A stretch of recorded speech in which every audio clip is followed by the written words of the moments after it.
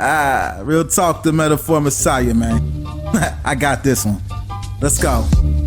You ever seen the morning star? Mr. Metaphor Messiah, back to show you who we are. I represent a legacy, a pothead like the 70s, a different kind of mind. They say we only speak in melodies. What's going on, everyone? Welcome back to the channel. It's your boy, Dead on Dave, coming at you live from Germany for your show tonight. That's right, man. Everything's always about Dead on Dave and about YouTube and the drama or the wrestling or the baseball or the nerd or the jerk. Look it up, kids. It's good for you. But tonight it's about you guys, man. Thought we'd give back, have a viewer appreciation night type of deal where it is truly and solely about your live viewer questions and somebody else who is also very important to the channel as well. He'll be calling in very, very shortly. That is Real Talk, the Metaphor Messiah. He's got a whole big old thing to talk to you guys about tonight, and I can't wait to have him on to hear him talk about all of that. We've got all kinds of crazy things going on because not only are we going to be taking all your calls, your questions, your hopes, your dreams, your quips, your quotes, your likes, your loves, all of those good things, but we also got right here the new and improved Roulette Wheel of Doom. That's right. We got the Roulette Wheel of Doom. We got all kinds of things on there. So here's how it's going to work tonight with this. Very simple. For every $10 in donations, we're going to do a spin of the wheel. And each spin has a consequence. Something will happen every spin. No, maybe something will happen or maybe it won't. Absolutely 100% something will happen with each and every spin tonight. For every $10, we take a spin. And there could be these disgusting shots, this Boomkampf, which is just, it's horse piss. It really is. It's disgusting. Or we got these little fun vodka shots. We got some really strong vodka on the wheel. We've got some regular Fanta, just a soda, all kinds of stuff. And if it lands on zero, we'll chug a beer. So we have consequences and we have crazy things happening there. So if you want to donate to the channel, you can do so really easily. Just go right in the description box and click on the link to donate. Easy peasy, lemon squeezy, and feel free. It'll show up on the screen. Take a spin every time we get 10 bucks. Other than that, there's really not too much else to say other than let's bring him in. He's here, and he's one of the big reasons why we're doing anything tonight. He's my good buddy. He is the official musician of Dead on Dave Productions. He is the man who does Morning Light. He is also the man who has a brand new music video coming. And of course, I'm talking about the one and only Real Talk, the Metaphor Messiah. What's going on, my friend? Yes, sir. What's up, Dave? Can you hear me? I can. I thought you were going to be on video, so I set it up for you, but no big deal. Oh, was I supposed to? Oh, I thought so. D-Rock407 donated $10 for the new Copious Meg Hound. Well, there you go. So we'll take a spin of that, and let's see what happens. What's going on, my good buddy, Mr. J? How are you? Well, you got some exciting news, right? Definitely. So check this out, man. Since you're doing a viewer appreciation show, man, there's nobody that has to give back for the appreciation than me. As you know, like the last 6 months, Dave, you know more than anybody. I talked to you a lot. It was pretty rough for me. Yes, you know, I just went through 2 or 3 eye surgeries, man, to save my sight. And man, I just I'm so thankful that everything went the right way, you know? You went through a life-changing event, man. It changed your daily activities. It changed how you're going to be the rest of your life, man. I mean, people don't know, and I don't know how much you want to talk about, but you almost lost your vision. Yeah, it was crazy, man.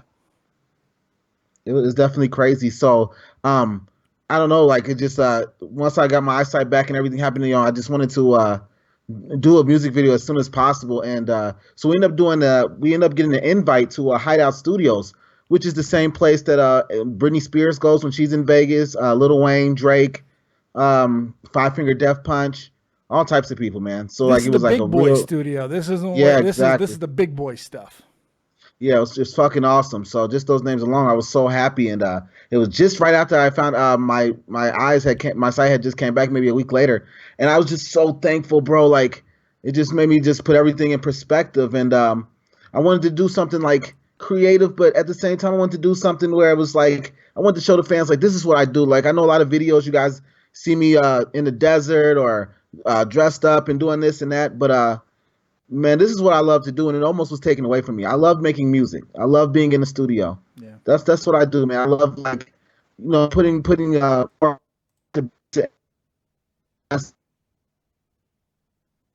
this is what I wanted to show people in this video. So we did an in-studio performance of my song Black Mozart, which is one of my favorite songs I've ever done, and I think it came out really well. We're gonna drop it tonight at midnight Eastern Standard Time, and I just hope that everybody gets a chance to look at it, even if you don't like hip hop, man. Just what I mean, if you're like what I say or whatever, just give it a shot, give it a chance, and you might like it, man. I think we did a really good job, and it's just so thankful to be able to do it is the key, man. Just to be able to get back into a studio again, and it just it means a lot to me, like it really does. So, and I just wanted to thank all the people who so much love from your crowd, Dave, and from Tommy C's crowd that just showed me so much love when I was going through it and really kept me together, man. Yeah. In a time when I should have been crying, it kept me laughing. There are few people in this community who has done as much for Tommy C and myself as you have.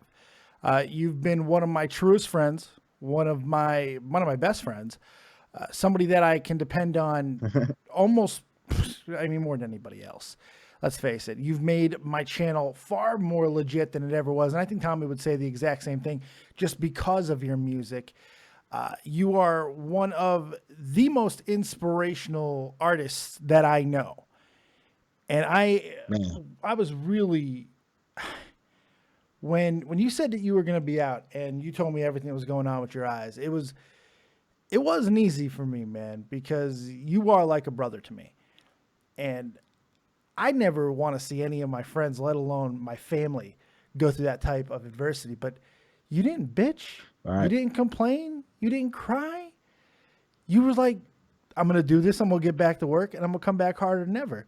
And the first thing you do is book the biggest studio that you can get. And you don't just I don't want to just cut a record here. I want to show everybody living the dream, not stay. That is what your entire music is about. That's every lyric that you have is about pushing forward. There's an underlying message of perseverance through your words, your music, and this music video is a triumphant homage to that. And I can't wait to see it. I can't wait till it releases. It's less than 7 hours away. It's going to be amazing. And I believe you also have some pretty spiffy attire that you're wearing in this video. I hear. I don't know if it's true. Oh yeah. I think I'm going to wait. You'll see though. I figured you would like it, Dave. I hear that it's going to be something it's going to grab my attention. I hear it's going to grab my attention.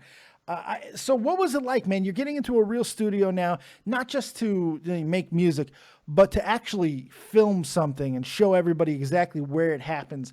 What did that feel like, man? Getting in there and being a part of something where some of the biggest music that's influenced you personally has been made. What was that like, man?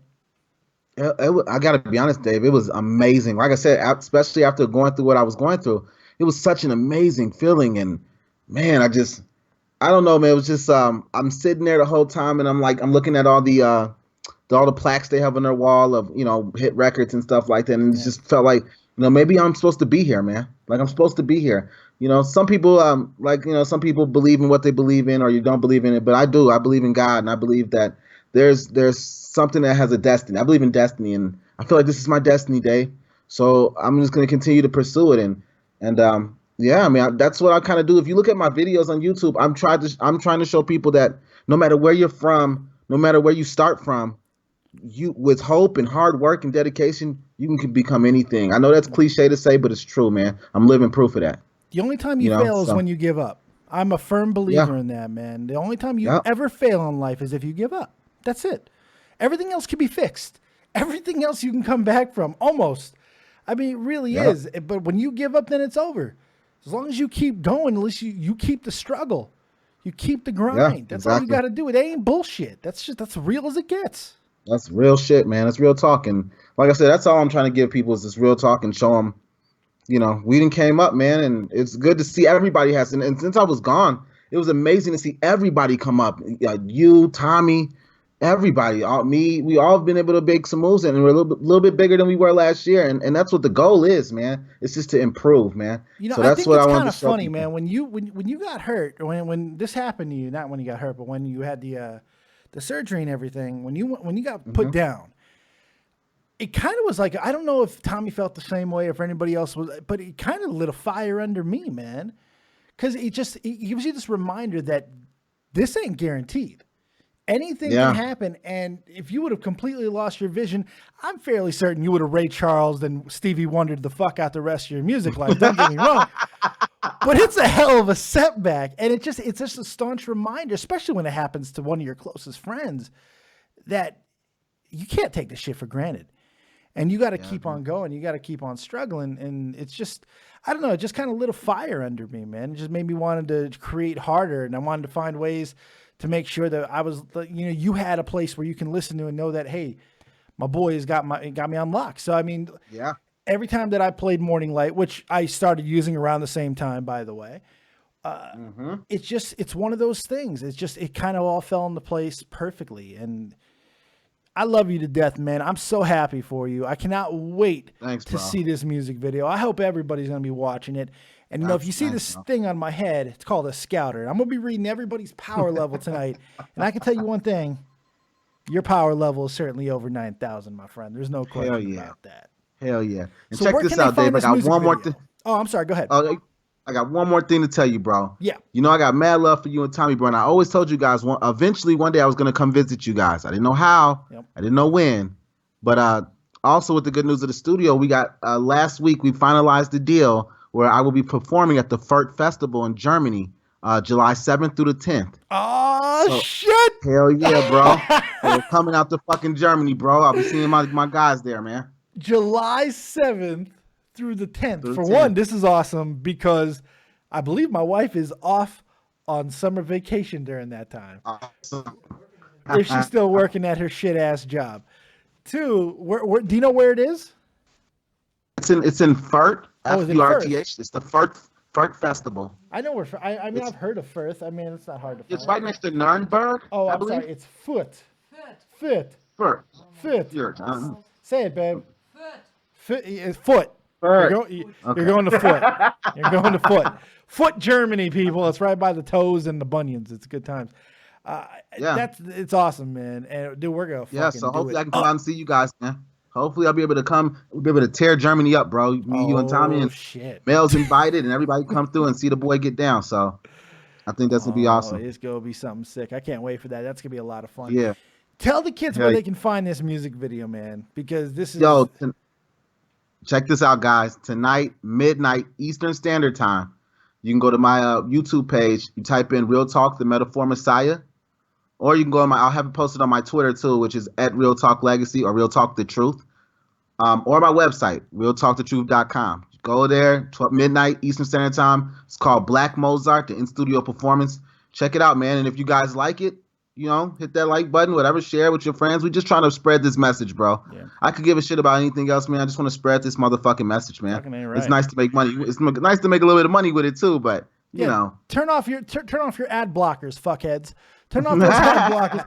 I'm gonna pin it to my Twitter, and my Discord, so everyone will be seeing it. If you're come through mine on @DeadOnDaveV, I know he's got a hell of a lot more Twitter followers than I do, but it will be posted right there so you can see it. There's no getting around it. Make sure you go check them out, man. You got anything else for us? No, that's all I really wanted to say, Dave. I want to thank you again. Like I said, bro, a long time ago, you gave me the opportunity. It's a lot. I'm sure you get helped by a lot of rappers, especially now that people know that you have my intro song. So you could easily just went with something else, but you went with me, bro. You gave me a chance with the Brock Lesnar song and now the Morning Light song, which I've gotten nothing but great responses from, especially this community. And I just want to thank you, bro. And I'm glad to be back, man. And it's going to be, I hope to have more fun than ever, bro, and talk to more people. And we're just going to keep riding the wave, man. Absolutely. And for those people who don't know, you also have a new role on this channel as well. You are now my official co-host for all pay-per-views, including yes, sir, Fastlane. That's where you're starting, which is great. But the big one's right after WrestleMania. That means you're going to get WrestleMania coverage from myself and Real Talk, the Metaphor Messiah. That's pretty hype. Yes, and I'll be very high during every pay-per-view. You might have to be. You might have to be. Getting through Roman Reigns and The Undertaker might be rough, son. Might be rough. Oh, shit. All right, Dave, man. It was good talking to you, man. I'm going to get out of here, man. I got some things to do before the video drops, but thank you so much, bro. All my gratitude goes to you, bro. And nothing but the best, my brother. Make sure everybody's go check it out. And you know what? I just realized I look like a 90s hip-hop star right now. I'm kind of flying. I mean, like, I know not a lot of 90s hip-hop stars wore a scouter, but I'm just saying, I'm kind of digging my look. All right, Real, you take it easy, buddy, and nothing but the best. Everybody go support him. Yes, sir. Last thing, Dave, July 7th, bro, I'm going to get you so high, bro. Oh, dude, you find some weed out here, dude. I'm telling you, you're going to see a new side of me. Fuck yeah, bro. All right, Dave. All right, man. You take it easy, brother. Real talk, the Metaphor Messiah. Now, I know through the time there, we've gotten 2 $10 donations, including one from Ginger Heat. So that means we got 2 spins of the wheel. So let's do it. And then we're going to start taking your questions right after. Let's see what happens with this shit. All right. So here's the ball. There we go. It is 19. Let's find 19. Nope. Man, I didn't make this easy. 18, 32. Where are you, 19? 10, 23, 21. Oh my goodness, where's 19? 16, 34. Where the fuck is 19 at? Are you serious right now? Oh, there, no. 36. Where's 19? Maybe the nasty bottles. I looked at the nasty bottles. Where are they? 8? Yeah, I see it right there. Where? The nasty bottle. This one? Ah, shit! Damn. All right, that's one. Damn. And the other one is 35. Is that also 35? That would suck. 35, 35, 35. I can't find numbers. Why am I bad at finding numbers, player? Oh, there we go. All right. So we got, all right, this one's the easy one. That's Fanta. I would take that after. Oh, yeah, that's a good idea. I'm glad that I'm glad you stopped me. I'm glad you stopped me. All right. So we got this terrible shit with one. Boomkampf. Oh, God. This shit. This is awful. If you want to see me spin the wheel more times, go ahead. $10. $10 every $10, we spin a wheel. Oh, damn, I hate this stuff.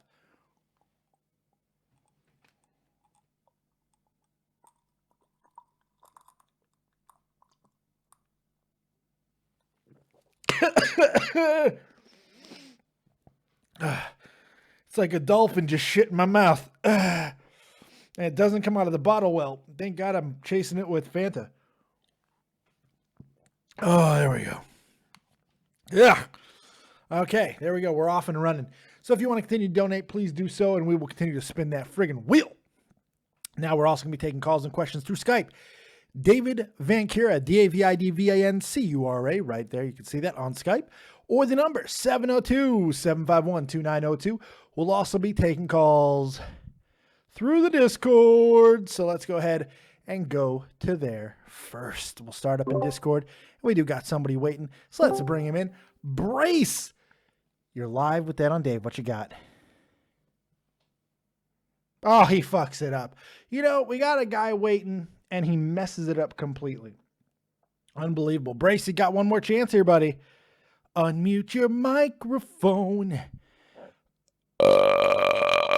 Oh, he's not there. Unbelievable. If you want to get in on this Discord game, go ahead. Oh, he wasn't waiting to call anyway. Oh, maybe he is now. No, that's the wrong place. Let's try this again. That was my fault. I just realized that was my fault, not Brace's fault. Brace, I dragged you to the wrong place. What's up, Brace? You're live with Dead on Dave. What you got?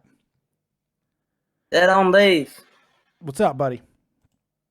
Finally, can talk to you. What do you got for me, dude? When is the next Sketch 33 coming up? The what? Next podcast. Catch 33? I have no idea. It is recorded. It should be up soon. So they're editing, I guess? I'm not, but yes, it's being edited by better people than I. Now, by the way, why do you have Fanta on your spin wheel? Because my wife doesn't want me to die. We needed something to balance it out, man. I guess. Do you have vodka on it and there's rum? two? Yeah, there's a vodka. There's Boonkampf. There's whatever, babe. Then you say it. I'm gonna break your toe. I'm gonna break your fucking toe. I'm gonna snap it off and I'm gonna I'm gonna chew on it. All right. And then there's another vodka shot on there as well. All right, so I might consider donating then. All right, good times. Good times. And if it lands on 0, it's a beer chug. If it lands on 0, it's a beer chug. So. Well, I'll join you. Good shit. Do you have anything? Oh, he's gone. All right, Brace is gone. I appreciate it. Let's bring in Pav the Englishman. You're live with Dead on Dave. What's up, Pav? How are we going, Dave? All right, man. It's going all right, brother. It's good. It's good. It's good. I thought now would be the perfect opportunity to have this little chat we said we were going to have. Yes. All right. Now this is it's a viewer questions. It's a viewer stories, whatever they got. So yeah, I met Pav a while back and he shamed me for not liking a certain wrestling company. And then he let me know that he's been in training, or he was in training to be a wrestler, and he knew a pretty well-known wrestler on the independent circuit by the name of Will Ospreay. So I found very interesting his story. So yeah, tell me a little bit about your wrestling journey, brother. Okay, so it pretty much all started when I was back in school. I developed this passion for trampoline wrestling. Now, Omega type stuff. It sounds dumb, but when you're a 13-year-old kid and you like watching wrestling, what do you like to do? You like to go around your friend's house and have a little bit of a fight on the trampoline. Sure. So that's where it all started. So that's where the passion developed for it. And back in 2007, 2008 time, there was a local backyard wrestling federation that used to operate in my area, and I went and joined it. And it pretty much all went from there. It was I had a couple of matches, weren't very, very good, and it sort of made me want to develop this passion for pushing myself into professional training. So I joined a wrestling school by the name of Dropkicks, being trained by Dropkicks, being trained by a certain trainer. I'm not going to drop any names. You're not going to name drop? How are you not going to name drop? That's the whole point of this. I'm not going to drop his name. You're no fun. Okay, fair enough. But Dropkicks, I was trained by the same person that trained Wade Barrett. And the school had a partnership with Jake the Snake Roberts. So I went there for a little while, and a couple of more wrestling schools started opening up in the area. So I started to go to these seminars, and I started to go to these one-day training sessions. And then I started going to 2 training schools. So I went to Dropkicks in the weekend, and then during the week I went to a training school called LDN. But they were run by the same guy. So the guy sort of branched out. He saw the opportunity to. I know who trained you. I could use the Google. Go for it, man. I found out I know who trained you. John Ritchie. John Ritchie trained. Yeah. John Ritchie, and Wade Barrett was also trained by Al Snow, and John Ritchie was there as well. So yeah, know who trained you. Yeah, so I was John Ritchie used to train me. Yeah, and so the opportunity arose with a company called BCW, British Championship Wrestling, and this was back in 2013, 2014. I'm going to say, I can't remember the exact date. And I had the opportunity to wrestle my first ever professional match. I wouldn't say professional match. It was a semi-professional match. It was for a charity event raising money for that's cool. A community centre. They needed a roof and whatever. So I wrestled on that show. And I performed, and I did really, really well. And I got booked for a second event.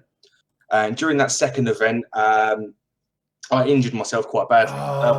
No, not just the second time out. Oh, that's rough. It was the second time. It was the second time. When I was back in secondary school, which is high school. I used to play rugby, and during a match, I dislocated my knee. I got tackled side on, and my knee just completely went. And it's never got 100% better. There's always been a problem with it. And I always used to try to ignore it. When I was training, I used to wear a knee brace. When I wrestled, I used to wear a knee brace. Yeah. And one day my knee just started That's the way it'll go too, man. I mean, especially I lost wrestling. I lost that match, and I had surgery on my knee about a year and a half ago, and I've got screws in my knee. I've been undergoing physiotherapy for the last 18 months. Are you thinking of a comeback, or what are you going to do, man? That's funny you should say that, because 17th of this month, February, I started going back to drop kicks again. That's what I'm talking about, man. I like this theme of perseverance. We got Real Talk, who almost lost his eye earlier. We got Brace, who is going to donate. I don't know how that ties in, but it does. And then this man, who almost had his dream taken away from him, is getting back in the ring. Yes! That's what I like to hear. The thing is, right, I live by this motto: the lighthouse is the one thing to aim for, and the lighthouse can be anything. It can be your dream in life. It can be the job title that you want. You've just got to go for that lighthouse. You see the lighthouse in the distance. You've just got to make your way towards it. That's exactly how that's exactly what I'm persevering through it all. My knee is not 100%, which is why I'm taking it very, very, very steady. Be cautious. I'm very, very cautious. I'm not doing anything that I'm not putting myself out there to do these high flying moves, which I'm a big guy. Like, I'm 6 foot tall and I weigh, in stone, let's say I weigh about 19, 20 stone. Because I don't know what the okay, let's find out. Like, I'm a master of Google, as you've already learned. So let's find 19. That's pretty big. 19 stone is pretty big. Yeah, but I go to the gym, dude, so I'm quite. Yeah, you're 266, brother. Yeah, you're a big guy. You're only 20 pounds lighter than I am. Yeah, but I can move. When I used to play rugby, I used to use my size as my advantage. So I've always adapted that. So I mean, I'm in the gym. I'm trying to. I work on my knee to try and get the strength back in it. I'm still undergoing physiotherapy, so I'm taking it very, very easy at the minute when it comes to training. Yeah, of course. But the aim is, in the next couple of years, I want to start taking matches on again. How old are you? I'm 23 years old. Oh, you got time.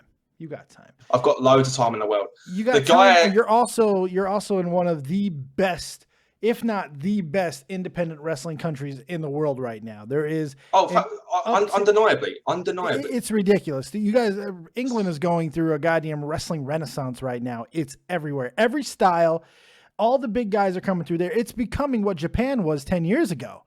Yeah, that's really what we're seeing. You look at the UK's. Let's say 5 or 6 years ago, we were literally just shit on the bottom of it was done. Professional wrestling shoe. Like you name me 10 professional wrestlers that have come out of the UK and hit it in the big time over it. It's like prior to 5 years ago. Yeah. Now we've got Tyler Bate, we've got Trent Seven, Will Ospreay, who is doing exceptionally well over in Japan. Yeah, we've got William Regal. I was going to say William Regal because obviously he did make it and he did push himself. Yeah, it's big Damo. I think people realize when that UK tournament happened, I mean, I know that that's not the entire talent pool, obviously. No. But, I mean, geez, you couple that with the performance that Zack Sabre Jr. had, for instance. You got all these guys who are just coming out and showing off, man. It's incredible what you guys – and you have all of that. So that means even while you're hurt, you can just sit back and learn. Hold that clipboard when you can't actually be in there and just absorb shit. And you're going to be just fine, man. You got passion for it, and I know you're going to be good. And hopefully you won't forget about your boy when you do make it, and you'll be coming back here and tell me all the 5-star matches that you're having with Will Ospreay. Yeah, we're going to go for a pint. We're going to call each other mates. Yell bollocks a couple of times. Absolutely, yeah. That's right. 100%. So you said that you were in training as well for a week, didn't you? 2 weeks. I remember you saying 2 weeks. 2 weeks. I remember you saying. American Wrestling Academy in Las Vegas, Nevada. Did 2 weeks.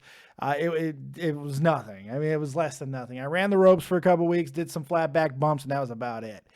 Did not much more. Took a couple chops, had a little bit of fun. That was about it. But it was incredible. I went through basic training after those 2 weeks. And let me tell you, those 2 weeks might have been more exhausting than the entire 9 weeks of basic training.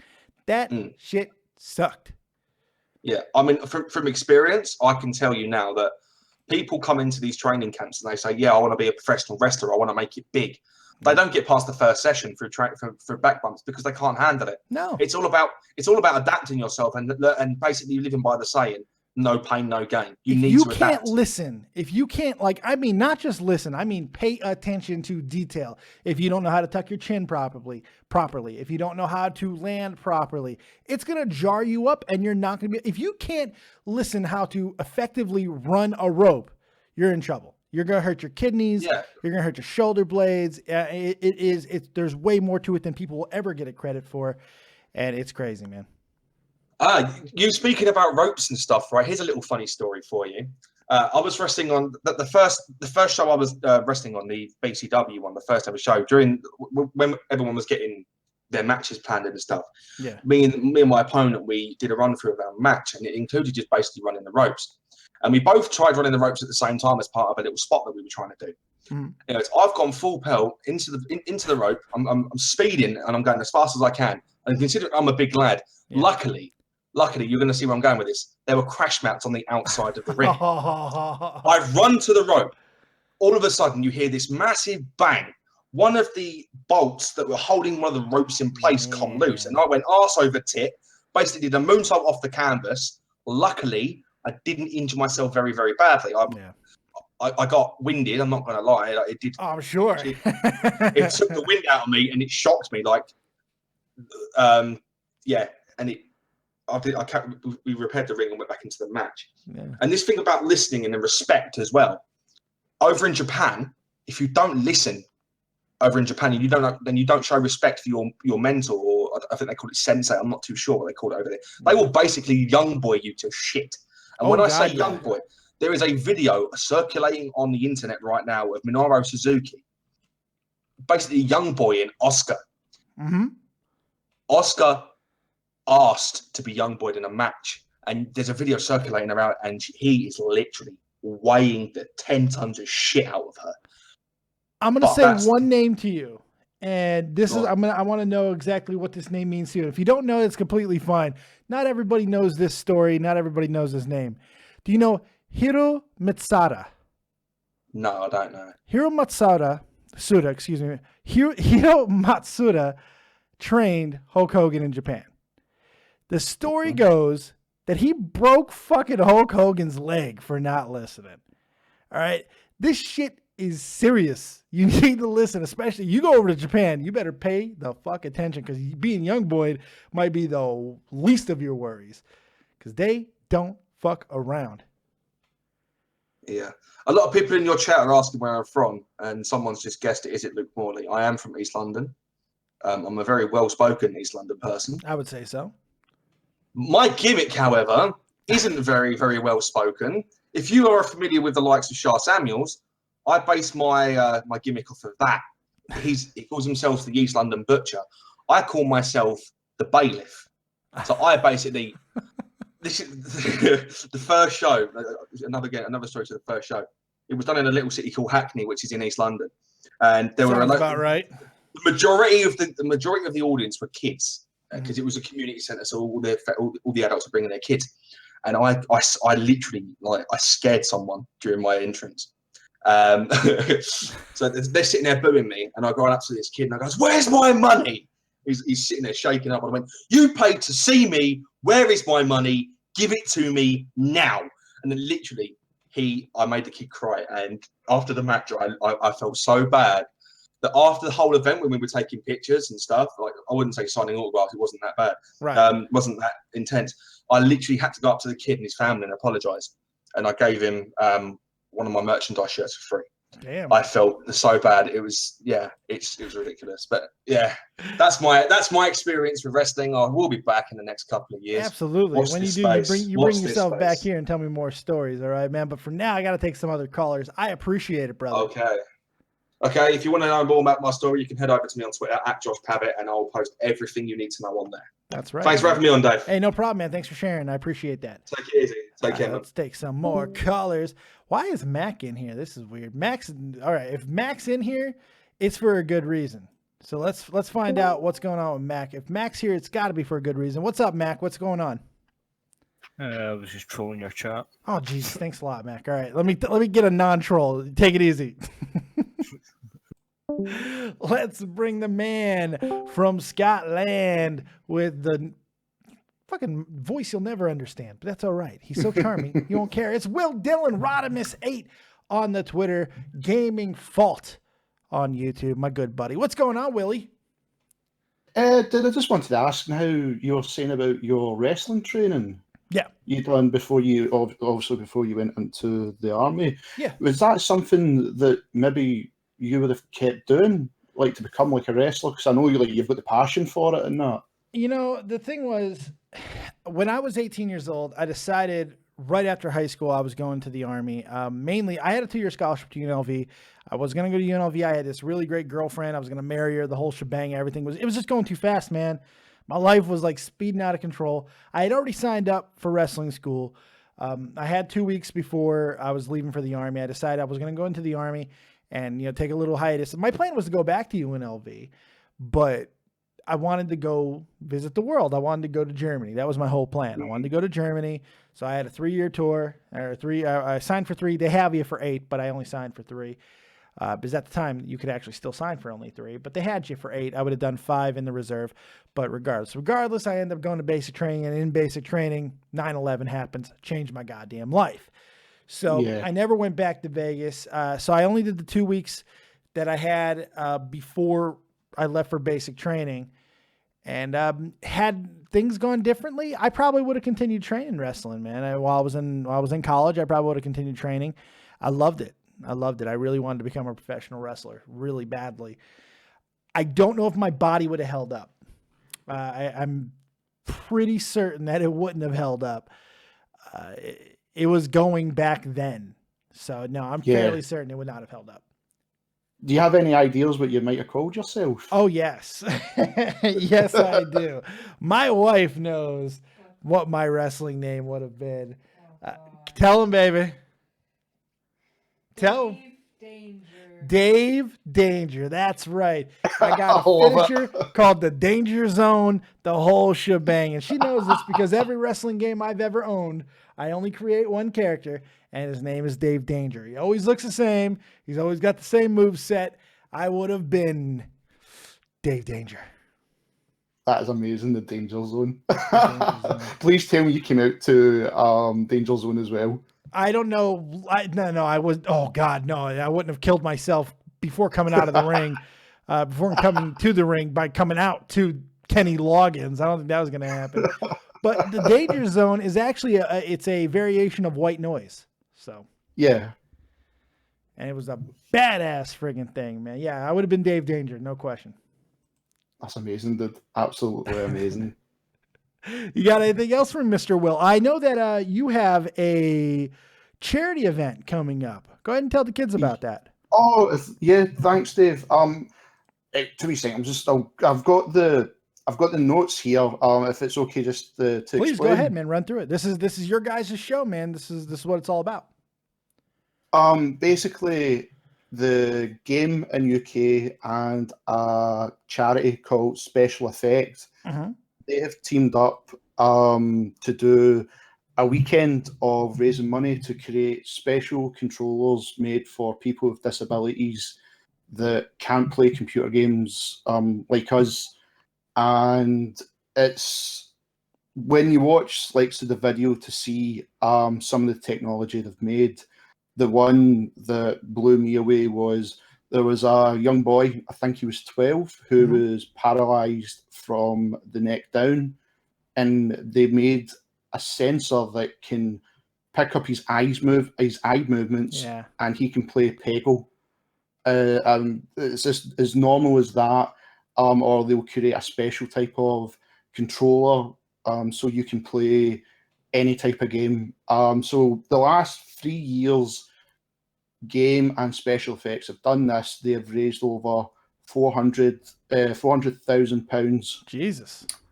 And the shop Game in Brayhead asked me would I do a live charity event, because I've done one last year for the Glasgow food banks for getting the food for people without any money or the homeless. Sure. And I raised over £200 doing it. But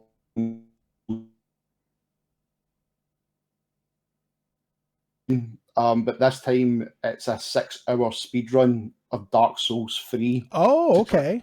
So I'm going to do that, and basically we're still waiting for it's a Just Given page we're going to create for this, and on the day, as soon as it hits 6 o'clock, even if I don't beat the game, it's going to be fun, and doing something for this, it's over the moon for me. If I can help towards creating technology for anybody to enjoy playing a video game, that's over the moon for me. I am so in on this. If there's anything I can do, even just promoting, if you want me to stop by, whatever I can do to support this cause, I want to support this cause, because I've been a video gamer my entire life. I also happen to have my own disability. One day my arm is going to stop working. It's just a matter of time. It happens every day or two where my arm just shuts the fuck down.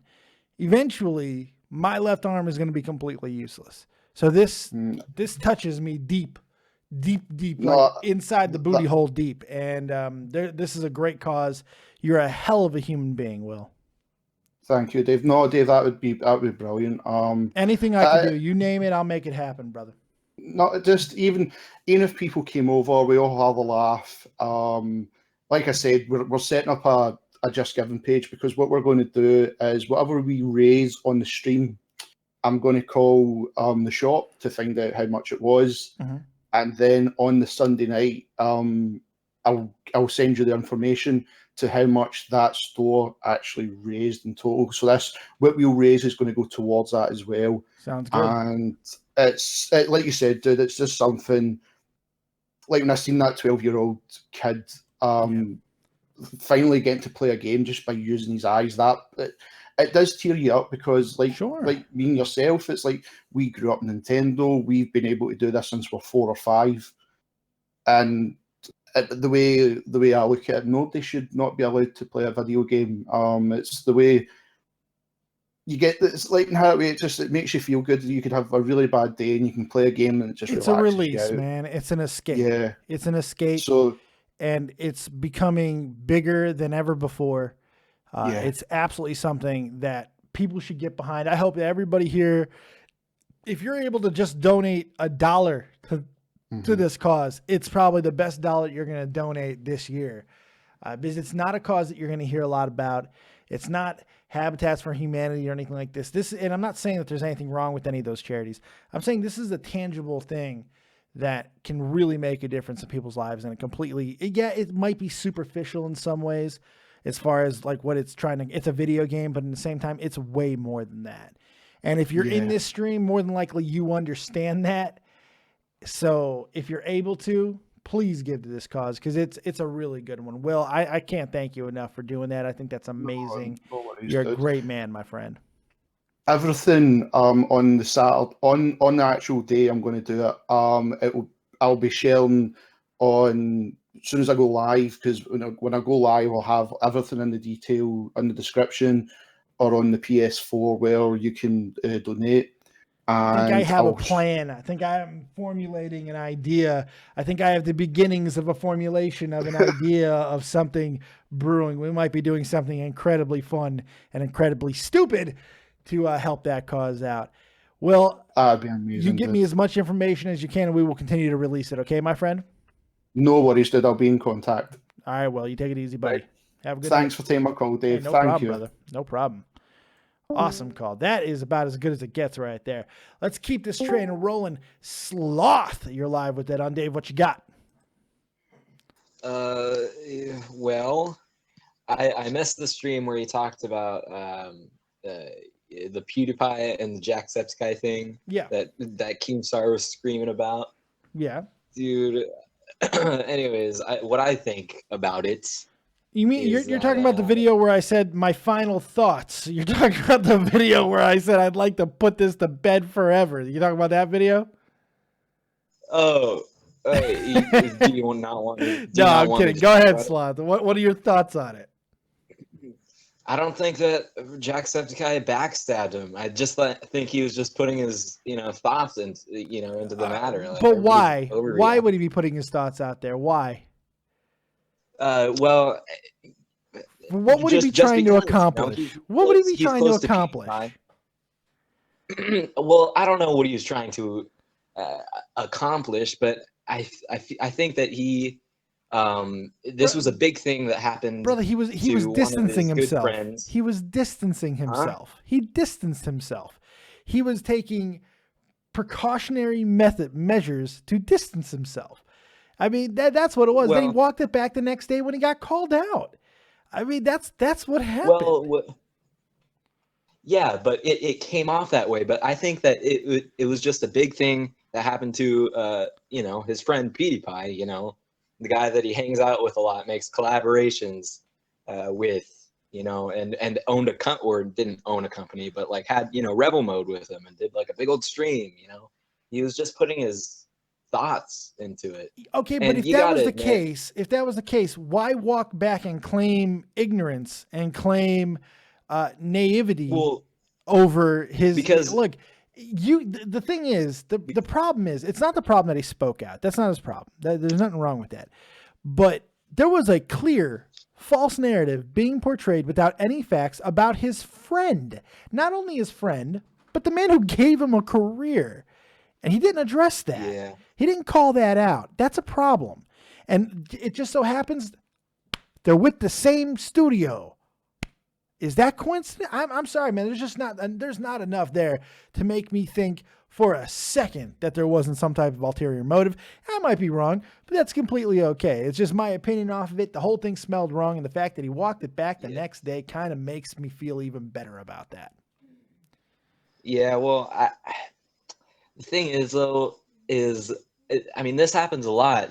People put out videos where they say something and then they didn't realize they came off the way they think they would come off. And then they're, oh yeah, maybe. So are you calling Jacksepticeye stupid? Because that sounds stupid. That's not stupid. It's pretty stupid. Done that. Look, man, when you are a 14, 15, when you're a 14 or 15 million subscriber channel, backlashes and then wait, maybe okay. If you're a 10,000 sub channel or something, talking about a 20,000 sub channel, maybe that's an excusable thing. Maybe that's something you can make an excuse about.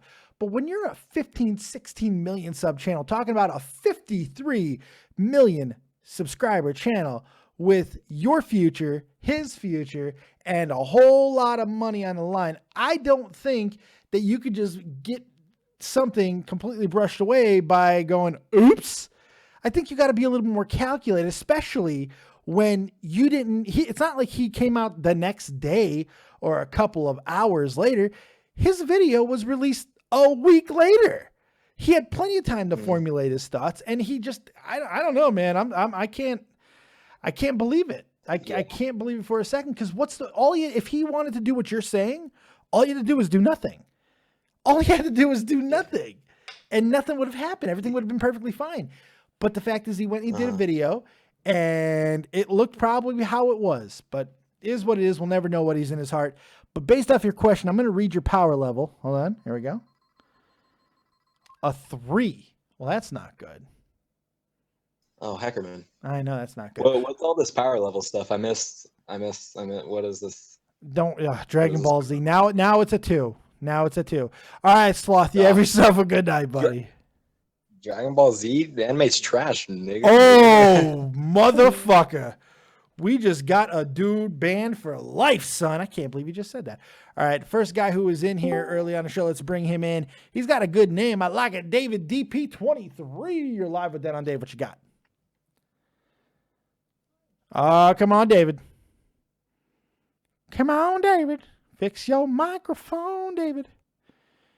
Oh boy, we tried to get him in, didn't work. Let's try somebody else. Let's get the man with a van. How you doing, Dave? What's up, man with the van? How you doing, buddy? I'm doing pretty good. I'm glad I could get in here at a proper time instead of just interrupting your wrestle stream like I did a day or two ago. That's right. That's right. So you're here. You got the world listening. It's live viewer questions. What do you got? So I wanted to talk to you about your time in the service. I know you and Tommy talk a lot about how you were in the Army, and obviously you especially, the Army, for better or for worse, I assume, has had a pretty sizable impact on your life. So, yeah. And then personally, I'm actually going to be going into the Marines very soon. Oh, I just got back from MEPS a few days ago, and I medically qualify, taking the tests and so forth. And at this point, I just need to do the fitness test in order to enlist and be shipped off. Have you picked an MOS yet? Well, that's part of what I was actually going to ask you, is that I got a pretty influential ASVAB score. So before I talked about that, I wanted to ask you if you would be willing to share what you got on the ASVAB when you were going through the service. You first, because I'm going to make mine a little higher than yours. Okay, well, so that's very interesting that you say that. And you're probably not going to believe me when I tell you this, but I have the piece of paper, and if you want, I could tweet you a picture of it later. I'll believe. Would you get a 99? What'd you get? I got a 99 on the ASVAB. Yeah. I've known a few people who have gotten a 99. I believe it. That's your QT score. A lot of people don't know what the hell we're talking about right now. What the military does when you join the Army is I think for the Marines, you have three line scores. Let me explain the test real quick. Sure. The ASVAB is a test that you get when you're about to join the military.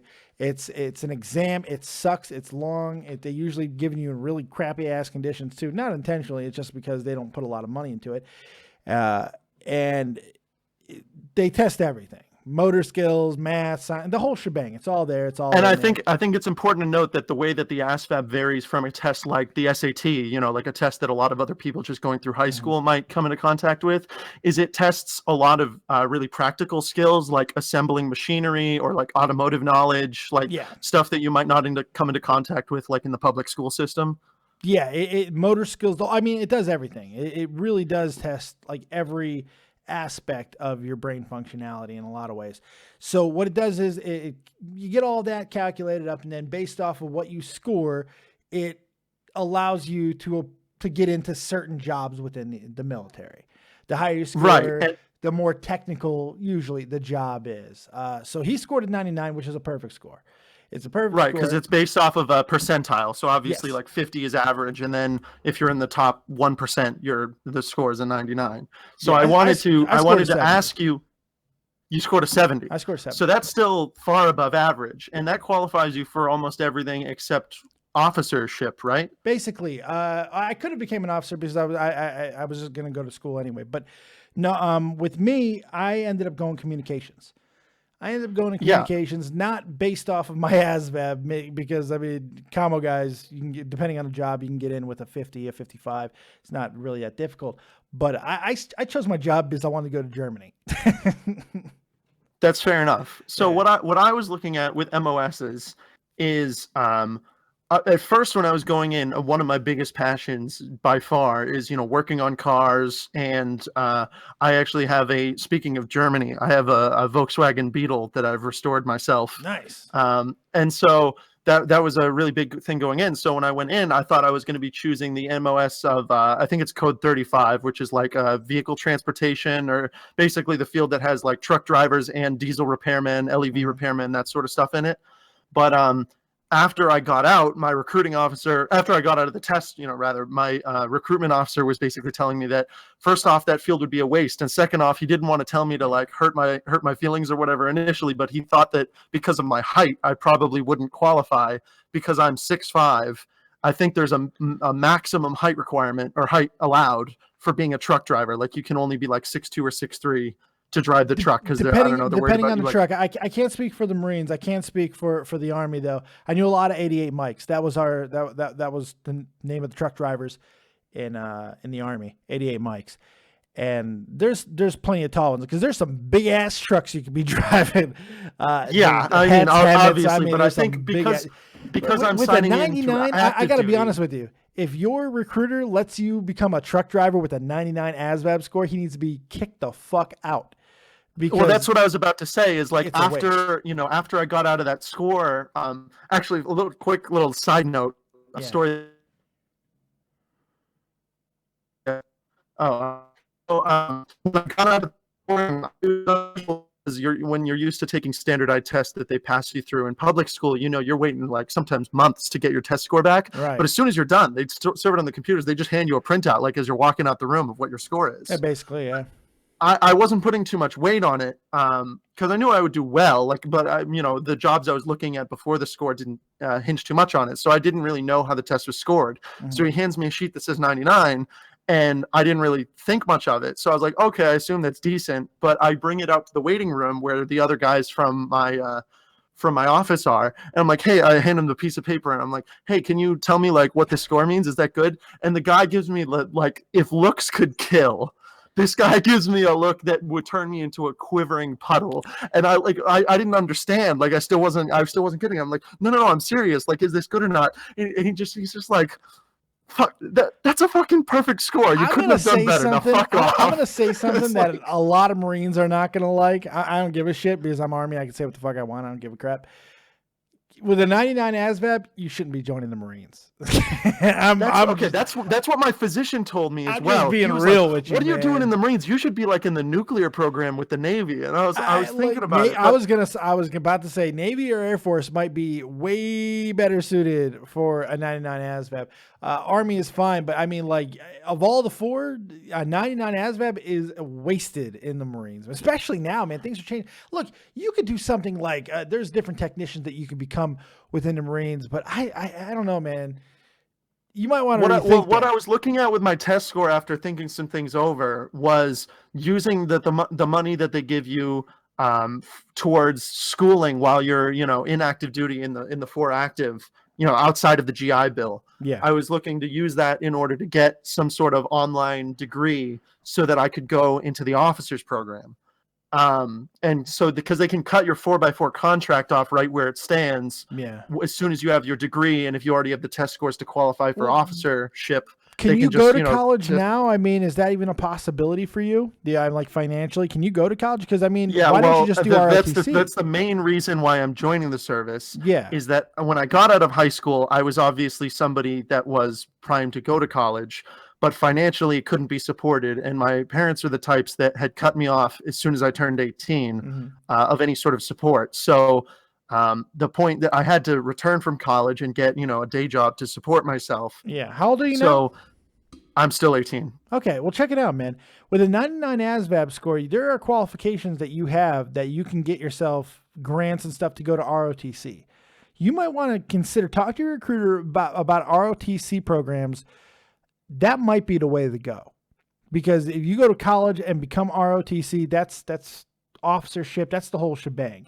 That might be the way that you want to look into, because you don't want to just be with you're a smart kid. You're a smart kid. 99 ASVAB score, you're a smart kid. And you more than likely need to be used in a much greater capacity than you're probably, especially if you were considering being a goddamn truck driver.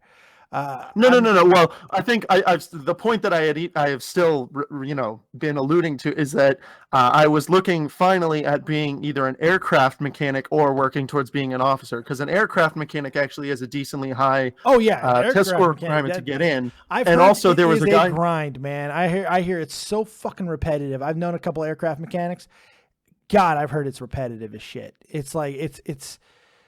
Those damn machines, they only break a couple of different ways. It's like you're spending your time working on the same shit over and over. I've heard it is not the best job to have. I guess I heard a better story out of it from a guy that I had lived on his street growing up, and he was probably 4 or 5 years ahead of me. But he got out just recently when I went back to pay a visit.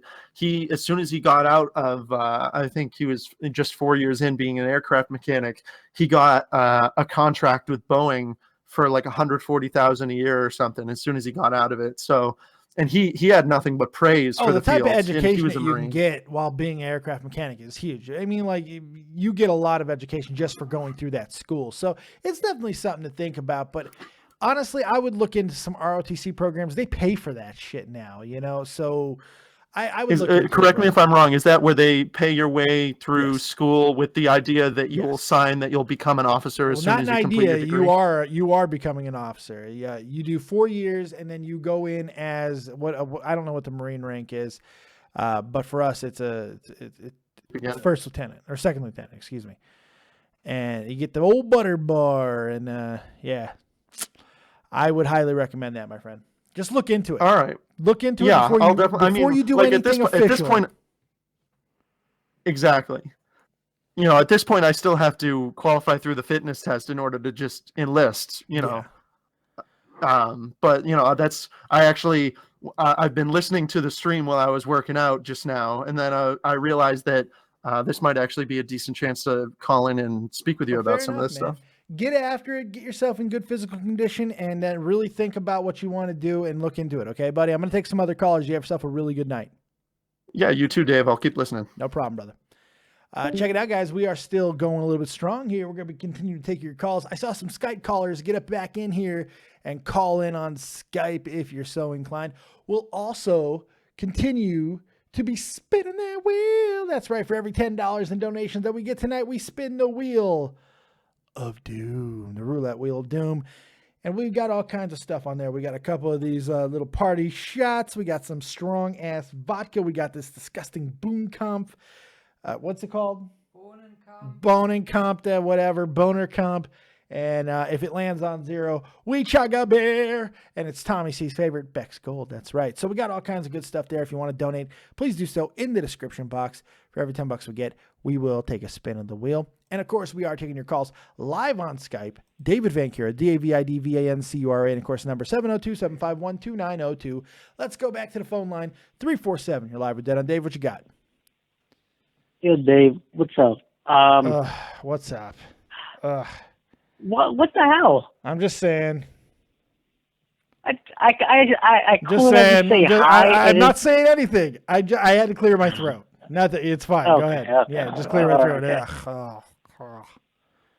I'm gonna shift gears a little bit on the last couple of calls. Hold on. Wait, you're breaking up. Breaking up. Go ahead. Okay. What do you think of what the Trump administration has done since Trump fuck became off, president? man. I don't want to talk no fucking politics, dude. I don't give a shit. It's too early to fucking tell. Everything about Trump is being overstated. The goddamn media isn't even giving this a fucking chance, and neither is most of the fucking country. I don't want to talk about Trump for at least 6 more months. Because when the goddamn economy continues to fucking boom and more jobs keep continuing to come to the fucking country, which is happening, by the way, the more they do, the less people are going to be fucking complaining. So in 6 months, I will talk about it. I'm not going to talk about all the stupid shit that's happening within the media right now. It's fucking ridiculous. It's a disservice. And what have happened during fucking Obama's presidency, which some people will say, well, it did to some extent. No, it fucking didn't. No, it fucking didn't. This is a completely different monster. I'm not saying Trump should have become president. I'm saying he was the best choice given the 2 fucking idiots that were running. And this is what we're stuck with, but yet nobody wants to give it a chance. It's disgusting. It's repulsive. And people are using dirty-handed and fucking shameful tactics to try to fucking undermine every little thing that happens. It's fucking shameful. That's my take on it. Anything else? Okay, that was a good answer. I just like politics, man. I don't want to talk about politics like at all. All right, can we talk a little wrestling then? I did a wrestling show earlier, but yeah, I know. quick. I was busy then. That's not my problem. Gosh. I wanted to talk about SmackDown a little bit. And all right, just real a little quick. bit of what happened with I don't want to Raw. bore everybody. Real quick. I'm not going to bore everybody. Just talk about the last 15 minutes of SmackDown and how awkward and weird it was. Fuck of all shit fucks? Is that what you're talking about? Yeah. Was it like, it was sort of odd and confusing what went down. It was like with when the whole Miz and Cena thing and then the botch at the end. The whole match was stupid. The whole match made no sense. Nothing of that match made sense. Having a guy who's already eliminate John Cena makes sense. I know that where they're going with it, and that's completely fucking fine. But the whole thing makes absolutely zero sense. Then you have the huge botch at the end. If you notice, they actually botched the finish twice. It looked like Harper was supposed to do a spot earlier, about 2 or 3 minutes earlier than the actual elimination, where he was going to kick AJ through the ropes and they were both going to fall off on either side, and neither motherfucker fell off. And then the huge botch at the end where he tried to awkwardly suplex him, and AJ obviously landed first. The whole thing is ridiculous. It was so piss poorly done. It was so bad that it actually made me give Raw the win for the week. That's how bad it was. Well, Raw's been winning for like the last month or so. So that doesn't surprise me at all. They've both been pretty bad the last month, to be fair. They're always pretty bad. That's just think Raw has been less bad. Yeah. And but that brings me to the big question that's been on my mind since Tuesday is like, do you think the whole like back in the day when something like would happen on SmackDown would happen, guys would improvise. You go off what happened in the ring, not what was planned. Yeah. Do you think the days of improvisation is just gone? Is that we're not gonna? I think that's like I think the past. Well, even in the days of improvisation, if there was a set guy who was supposed to be in the main event some way, somehow, that was still going to happen. So I don't think that it's completely 100% gone. I think there are audibles that are able to be called in certain situations. But if they have a plan that's directly affecting WrestleMania, for instance, like this, I think they tried to do the best they could. There was the botch, and then you could tell they talked to each other, and they figured out a way to get themselves back in that same position and see how they can work it and try to fix it. They just failed. And it's unfortunate because you got a guy who's getting hot in Luke Harper and the best guy in the business, AJ Styles. You wouldn't expect that to happen, but it just goes to show, man, anything fucking happens. So I don't know if the days of improvisation are completely over, but in that situation, I don't know what else they really could have done. Why don't you want Luke Harper in the main event of Mania? Don't you think that would be a pretty good? It's not that I don't want him in there, man. It's just like the way that they've set this up makes no sense. He just lost to Randy Orton at the last pay-per-view. I know it was a great match, and that's awesome and stuff, but unless they're going to have Luke Harper win this match, which would be great in some ways because that means this entire storyline has actually been about getting him over and not Bray, I just don't know if he's over enough to be able to put him in that spot at this point. There's only so much build that you can do, and this is WrestleMania. This isn't SummerSlam or Royal Rumble or Survivor. This is WrestleMania, and is Randy Orton, Bray Wyatt, and Luke Harper really the match you want to hang your hopes on? I'm having a hard time with that. I don't know.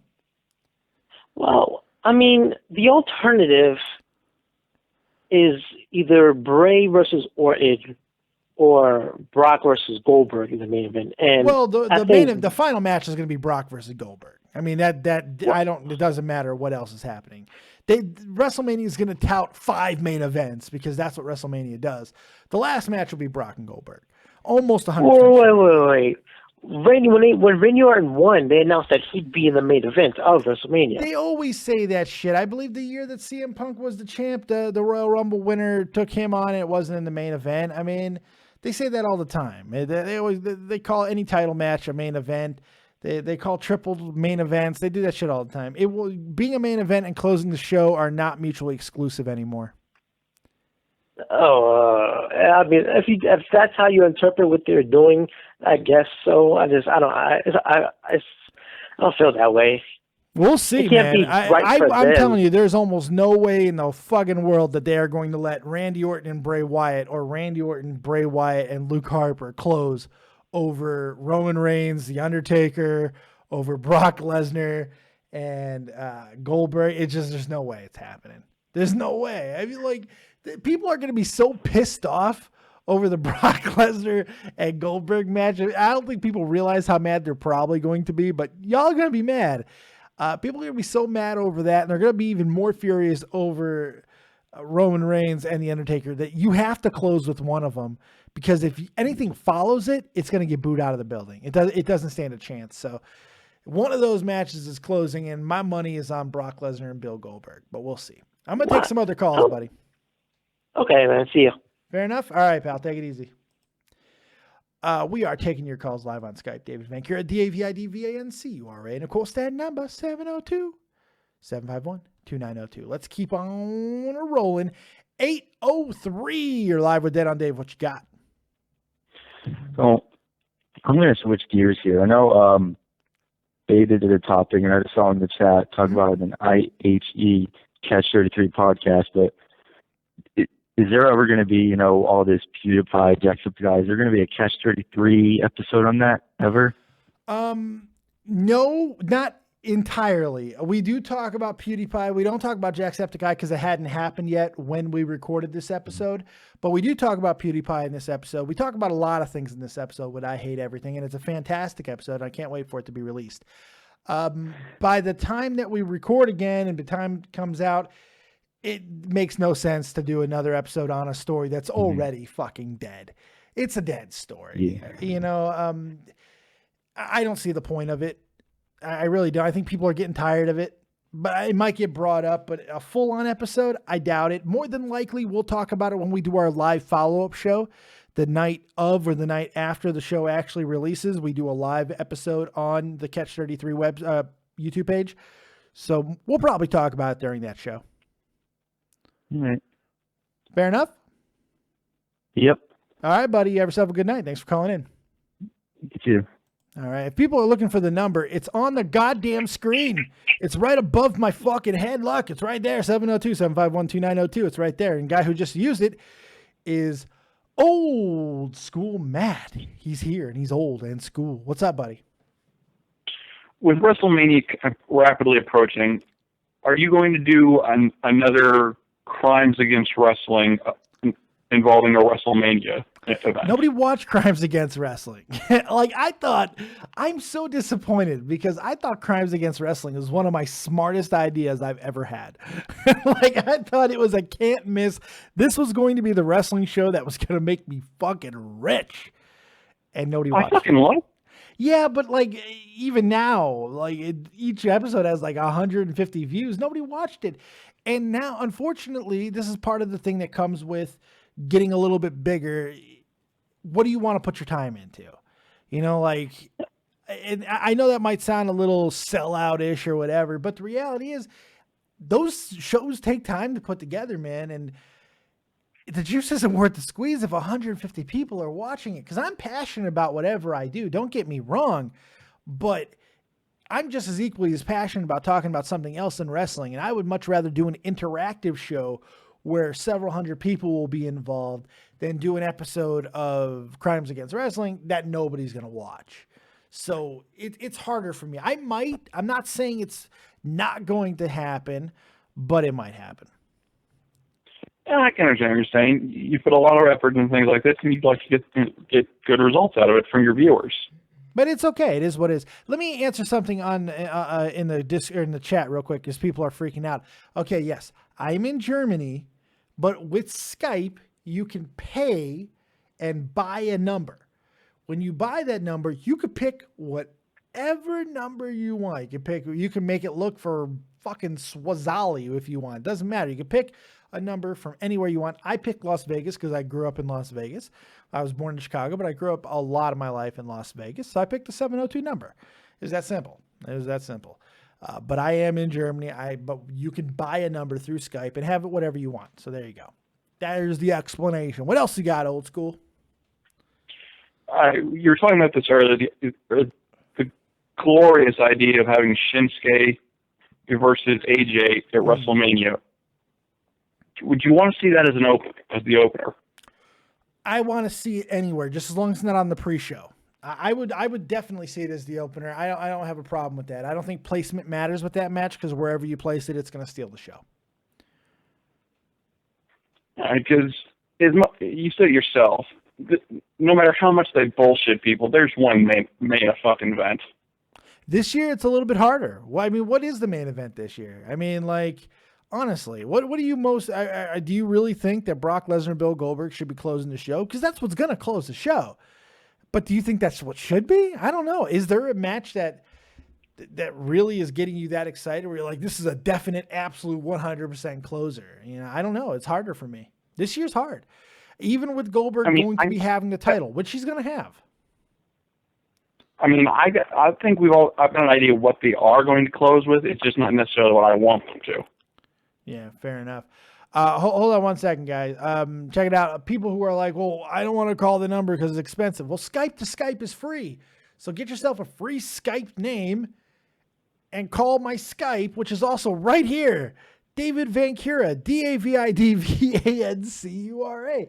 What is wrong with these mongs? Unbelievable. I give you 2 free ways to call, and then most long distance in the States is free anyway. It's why I have a number so you can call in net. It's all fucking free. You can call, get in my Discord and go into waiting to call and call there. What's the matter with you people? Come on. Old school. Anything else, because wrestling is driving people away in droves.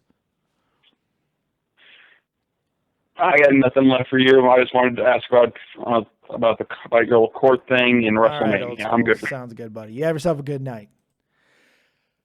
Let's bring the man from Montreal, Quebec, Canada. He drinks the wine. He has sex with the women. He smokes the cigarettes. He's a man bun man. Frenchie Ben, you're live with Dead on Dave. What's up, buddy? I'm doing super good. It's an awesome show today. Thank you. Great calls. Yeah, I think so. But I don't know why. Maybe it's because you wear a cap, but I think you look really sexy today. Thank you. I do kind of look really sexy today. I think it might be the scouter. The scarf is working. I got my beard did up real good today. I went to my hipster barber, and he lined me up, and I got to hold that's why. Yeah. That's I got why to hold a beautiful Frenchie bulldog today. While this bulldog, this little baby puppy was like, hey, hold me. So I held him. And he stayed on my lap the entire time my hipster barber did up my beard. Yeah, I'm having a good day. You just talked about Goldberg and Lesnar. Yeah. I think it's the main event because it's the most mainstream thing that they can bring to draw some people to see the show. Absolutely. I mean, that's why they're doing it, and I get that. But I don't think people are going to be happy. Oh, maybe not. It's time that Lesnar wins, and he will. But that's the main thing. Because what if he doesn't, though? Let's just think. What if Goldberg squashes him again? It would be great in a sense because people wouldn't expect that. Mr. Irish donated $10. Shout out to Meg. That's right. We have a new Meg in our Discord, the one and only Hound. Ben, you want to stay on with me while I spin the wheel? Of course. All right. Every $10 that wheel, spin baby. the wheel. We got some vodka. We got some party drinks. We've got boner camp. We got boner camp, which is disgusting. And if we land on 0, we're chugging a beer. So here we go. Let's spin this wheel. Thank you for your donation, Mr. Irish. It is nope, it landed on nothing. Wow, that's unfortunate. Nothing? Let's try it again. What? It's raining? It got stuck in the trench.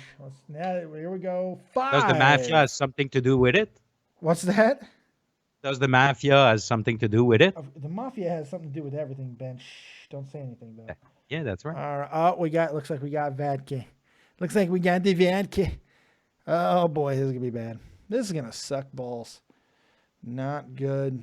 This is vodka that's been sitting on my shelf for a very long time. Thank you for your donation. Very much appreciated. You got hacked by the Russians. What was that? Oh, it wasn't vodka. It was very flat other liquor. Ugh. Thought it was vodka, but it wasn't. All right. What else you got for me, Benny? Yeah. It's bizarre when you expect something else. Yeah, it wasn't very... Oh, I think it was the apple.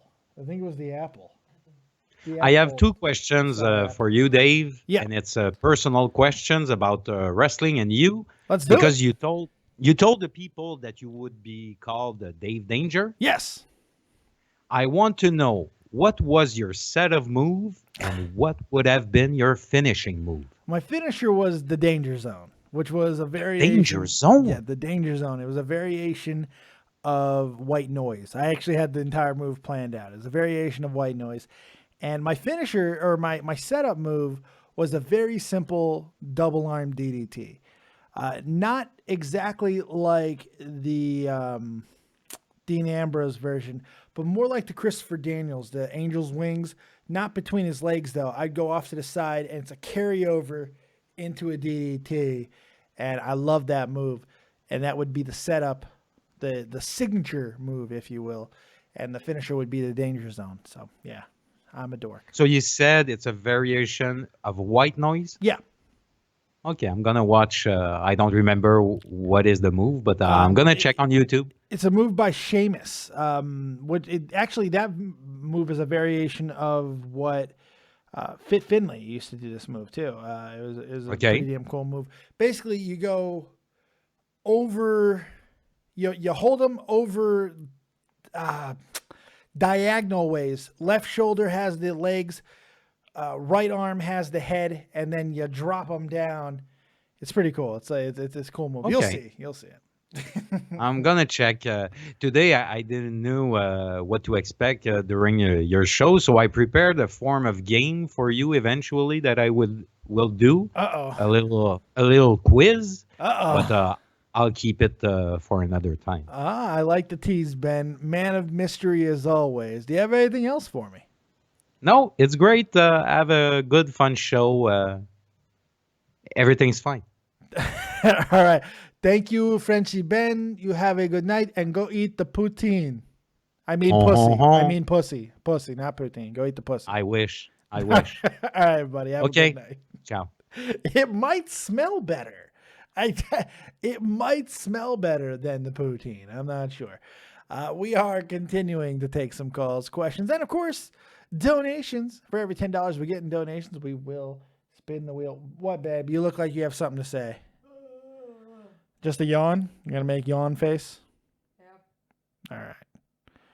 I don't know. That's good stuff. Mr. Crazy, you can call in on Skype and call in wherever you want. We're going to go back into Discord. And I see Mr. Crazy in Discord, so let's bring him in. Mr. Crazy, you're live with Dead on Dave. What you got? Hey, what's up, man? What's up, Crazy? How you doing? Hey, sorry about the squeaky chair. You're good. What do you got for me, buddy? Hey, I have a really good question because when I was kind of into wrestling when I was younger, but then I kind of drifted off because I actually used to do backyard wrestling, believe it or not. Oh, correct. You watch any of that? You watch any of that? Yes. Oh my God, it's fucking insane, dude. Looking back on some of the stuff I did, but yeah, but what would you say to what would you say to try to motivate me to get back into wrestling? To watch it? Yeah, to watch it. Oh shit. It's what do you got to lose? I mean, yeah, you're right. That's the end of the day. If you've ever been passionate about wrestling right now, I think that talent-wise, in-ring talent-wise, I'm not sure that there's ever been a better crop of wrestlers worldwide than there is right now. Is there a Rock or Stone Cold personality-wise? No, there's not.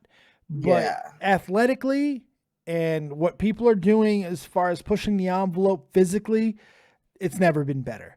So regardless if you're watching WWE or if you want to get in some of the other independent promotions, there is some great stuff for you to watch if you love that grown-up ballet, soap opera, mashup of violence. It's wonderful.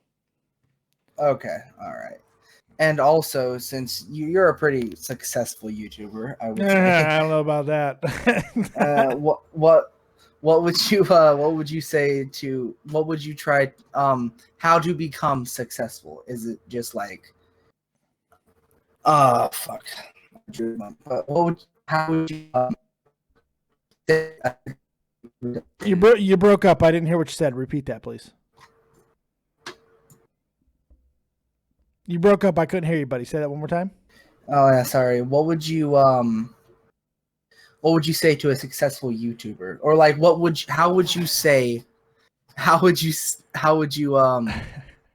I don't fucking know what I'm trying to say, dude. How would I recommend somebody trying to become successful on YouTube? There you go.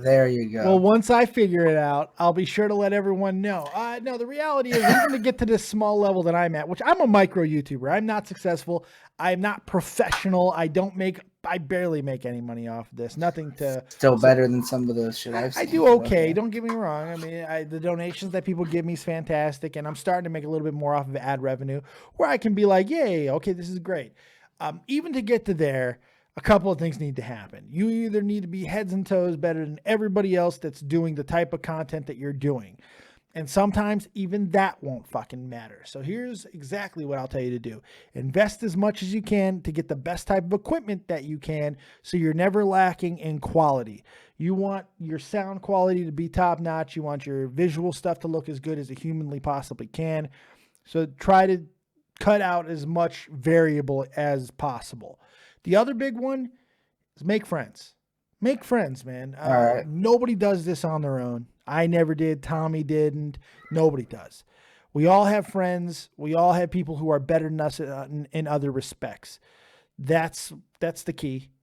You know, that work with as many people as you can, learn as much as you can, find something that you're incredibly passionate about, and simply keep grinding. I mean, that's really what it is. All right. So many people start a podcast, especially now because podcasts are so hot and everybody think that they can do it better than what's already established and they're going to make $1 million. But when they get 100 views on the first episode, they quit. Don't quit. Keep grinding. That's Be ridiculous. consistent. I wish I got 100 views. All Jesus you got to Christ. do is keep grinding, man. If you have something that people gravitate towards, you're gonna grow. I'm a firm believer in the cream rises to the top. Excuse me. As long as you don't quit, you'll be fine. All right. And what do you think of this whole all right, I'm changing topics here. What do you think of this whole PewDiePie incident? Well, I mean, I've done multiple videos on this, including my last one where I was very adamant about not having to talk about this anymore. I'm just saying, man, I've talked about it at length. To sum it up, real simple, he got fucked. Look, there are jokes that you're going to make, and right now one of the most controversial speakers in the world, Mr. Milo, he's finding this out too. Some jokes are not as well received as others, and maybe you can't joke about everything in the world. And even when you can, sometimes there's going to be consequences. Now, PewDiePie's situation is different because he made something that is very clearly jokes, and then a political fueled entity going through the Wall Street Journal decided to target him and completely paint him in a light that is simply not true. And they called him a Nazi. It's a different situation. It's repugnant. It's repugnant. Best thing I could say. It's repugnant. That's what they did. It was absolutely 100% wrong. But because they cited the facts, because the fact is he did do a video having Hitler content. He did do a video where he said death to all Jews, or he got someone to say death to all Jews. He did those things. Now, as long as they report that accurately, which they did, they can put any opinion on it that they want. So that's just how the world works. It should be illegal, but it's probably not. What I don't get is PewDiePie does that, but I've seen somebody like iDubbbz do way worse things. I've seen it, you've seen it as well, and he just has an immunity to it. Well, because he has more anonymity. I mean, yes, iDubbbz has got 13 million subscribers. That's great. Don't get me wrong. Fantastic, right? Or whatever he has. Yeah. It's still, or it's probably, I think it's less than that. I think I just gave way too many subs. You just boosted his channel. Yeah, I think he's got like 3 or 4 million, excuse me. Because I've said it before, he's 13 times smaller than PewDiePie. That's why he gets away with it. He's not the top guy. PewDiePie got hit because he is the top guy. He's the closest. He's the golden guy. child of YouTube. Well, because if he fully succeeds, he's Captain YouTube. He's not just the golden boy. He's Captain YouTube. If he succeeds and fully crosses over in the mainstream, then mainstream has a problem on their hand because they have to acknowledge the growing power of YouTube and social media, which they desperately don't want to acknowledge. Because if they do, then their power's waning, and they don't want that. They don't want it. Exactly. It's a huge control. They just want control over everything. Take it. There is so much better content on YouTube than there is on TV. That's subjective. I don't know about all that. That's subjective. There's also a lot of shit. I'm not saying there's also a lot of shit, but there is a lot of good content. I still think there's a lot better quality, I think, on television. I think radio, of course, if you want to go to radio blow, look, YouTube has got nice videos and stuff, but YouTube, the real success in YouTube is going to come from the radio aspect. It's the voices that are getting people. That's what's sketch comedy. There's a couple sketch comedy guys who've been able to transition and do a little bit more and maybe get on SNL or whatever the case may be. But the reality is most of these motherfuckers are doing shit on YouTube because they cannot go mainstream and they will never have that ability. It's just, it is what it is. I got the face for radio, baby. So that's what I'm trying. If I can get a radio deal out of this one day, I'd be fucking happy. But then my hats won't play anymore. What the fuck will I do if I can't wear my hats? Oh my God. All right, buddy. Let me take some other calls. All right. Have a nice rest of your stream, man. You too, buddy. Thanks for calling in. All right. Mr. Crazy, I'm going off the rails on a crazy train. We are taking your calls. What, baby? You want me to get off? No. Seems like you want me to get off. What's wrong? Nothing. I'm just tired. Well, then go to bed. I'm gonna make her sandwich. You can make what you got. I have to be off the show for you to make your sandwich? No. Well, then get up off your puppets and make your sandwich. Just too lazy. Whoa. Go do your show. Pump the brakes. You want a drink? No. I think you should drink. No. You want to slap me? No. You don't want to slap me? Slap or slap? Slap. No. You want to slap me? No. How much for Melanie to slap me right now? What? It's up to them. Yeah, let's get Melanie to slap me. I don't know. You're gonna cry. I might cry. That's part of the fun. It's part of the fun. All right. Well, it looks like the calls are starting to dry up. So let's start wrapping up. We've done an hour and a half. I think we've done a pretty damn good job there. So check it out. The rest of the week, we got a lot of stuff going on. Of course, in a few hours here, Real Talk, the Metaphor Messiah's brand new album, a studio album of Black Mozart, is dropping on his channel, Real Talk, the Metaphor Messiah. And you'll be able to find it. I'm also going to pin it on Twitter. As soon as I wake up, I'm going to pin it on my Twitter. It's going to be great. It's going to be great. So make sure you're checking that out. Tomorrow night, I have no idea what I'm going to be doing, but it's going to be pretty legendary because I'm legendary. And then I'll tell you about the weekend in just a moment because we got another caller and I want to take a couple more before we get out of here. 614, real quick. What do you got? You're live with Dead on Dave. 614, you're live with Dead on Dave. What you got?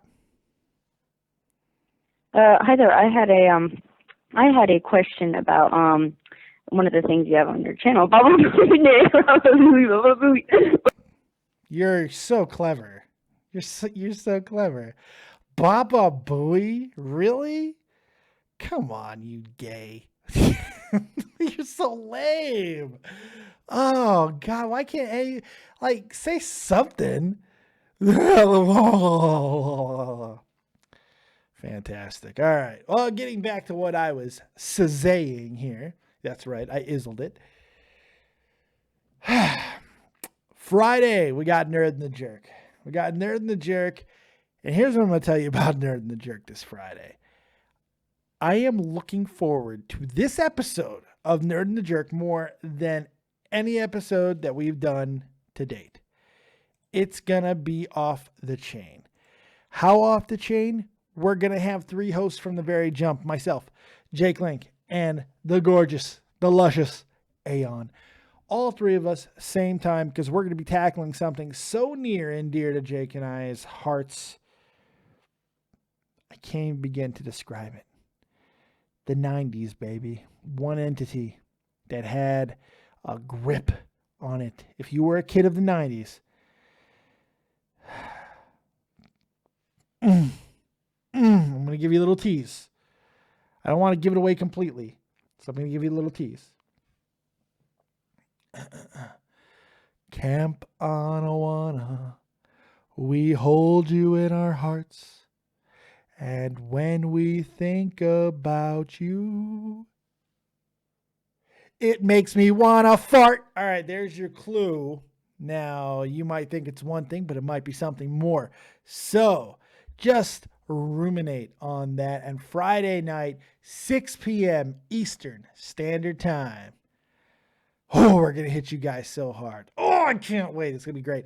And then Saturday night, of course, it's Trivia Night, the biggest growing show on this channel, man. A show that everybody's talking about, getting involved with. Everybody's wanting to come on. We have other YouTube personalities begging to get up on here, and hopefully we'll get even bigger names going into the future. Trivia Night live right here at Dead on Day Productions, Saturday, 6 p.m. Eastern Standard Time, and so much more. Make sure you're checking everything out. Thank you guys very much for joining us right here on Dead on Day Productions. We will see you next time. Keep it copious. Like, subscribe, and share if I didn't already say that, which I think I did. Remember, as always, if you don't have talent, have talented friends, kids. Thank you, everybody, for donating. We took some drinks. We appreciate that. That was fun. Thank you, guys. We'll see you next time. And peace.